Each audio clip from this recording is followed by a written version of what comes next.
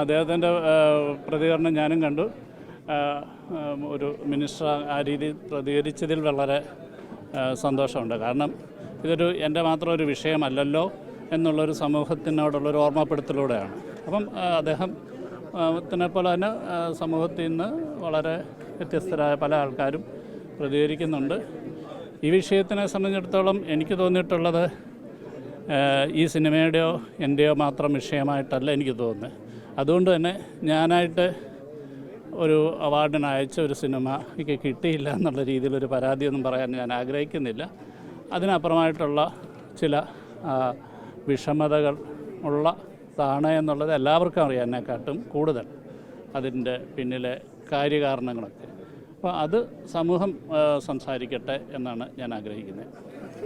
പൃഥ്വിരാജിനെങ്കിലും ഇങ്ങനെ ഒരു വലിയ എഫേർട്ടിനുള്ള അംഗീകാരം കിട്ടുമെന്ന് ലഭിച്ചിട്ടുണ്ട്. വേറെ ഏതെങ്കിലും തരത്തിലുള്ള വിവാദങ്ങൾ ഇതിൻ്റെ ഭാഗമായി തടയപ്പെടുന്നതിന് ഭാഗമായിട്ടുണ്ടാവും? അല്ല, നമ്മളൊരു സിനിമ ചെയ്യുകയും അത് നാഷണൽ അവാർഡിന് അല്ലെങ്കിൽ അത് മറ്റ് പ്രത്യേകിച്ച് ഇത്രയധികം അപ്രീസിയേഷൻ സ്റ്റേറ്റ് ലെവലിൽ കിട്ടുന്നൊരു സിനിമ അയക്കുന്നത് പ്രതീക്ഷയോടുകൂടി തന്നെയാണ്. ഇത് എല്ലാ കാറ്റഗറിയിലും നമുക്ക് ആ പ്രതീക്ഷയോടുകൂടി തന്നെയാണ് നമ്മൾ ഏതാണ്ട് ഇവിടുന്ന് ഒരു 14ഓളം നോമിനേഷൻസ് ആ രീതിയിൽ പോയിട്ടുണ്ടെന്നുള്ളതാണ് അറിഞ്ഞിട്ടുള്ളത്. അപ്പോൾ അത് പ്രതീക്ഷയോടുകൂടി തന്നെയാണല്ലോ നമ്മൾ ഓരോ പ്രവൃത്തിയും ചെയ്യുന്നത്. പക്ഷെ മനഃപൂർവ്വമായി തഴഞ്ഞു എന്നൊരു ഫീലിംഗ് ആണോ ഉള്ളത്? അല്ല, അങ്ങനെയൊന്നുള്ള ഒരു സ്റ്റേറ്റ്മെൻറ്റിന് യാതൊരു പ്രസക്തിയും ഇല്ല എന്നുള്ളതാണ്.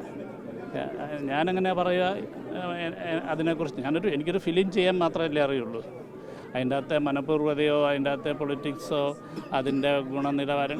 പക്ഷേ എനിക്ക് ഒരു കാര്യം മാത്രം ഞാൻ പറയുന്നു, ഇന്ന് ഞാൻ എവിടെയോ വായിച്ചാണ് ഈ സിനിമയ്ക്ക് സാങ്കേതികമായി ഉള്ള പിഴവ് കാരണമാണ് പല അവാർഡുകളും ലഭിക്കാതെ പോയതെന്ന് പറഞ്ഞു. ആ പറഞ്ഞ ആൾ ഞാൻ ഓസ്കാറിൻ്റെ ക്യാമ്പയിനിങ്ങുമായിട്ട് ബോംബെ ചെന്നപ്പം ചെയർമാൻ എന്നെ ഫോണിൽ വിളിച്ച് അത് ലോറൻസ് ഓഫ് അറേബ്യയ്ക്ക് ശേഷം ഇത്രയധികം മനോഹരമായി ഷൂട്ട് ചെയ്തിട്ടുള്ള ഡെസേർട്ട് ഷൂട്ട് ചെയ്തിട്ടുള്ള സിനിമ കണ്ടിട്ടില്ല, അടുത്ത ദിവസം നമുക്ക് ഒരുമിച്ച് ലഞ്ച് കഴിക്കാം എന്ന് പറഞ്ഞാണ്. പക്ഷേ എനിക്കത് സാധിച്ചില്ല. അന്ന് തന്നെ ഞാൻ ബോംബെന്ന് മടങ്ങുമായിരുന്നു.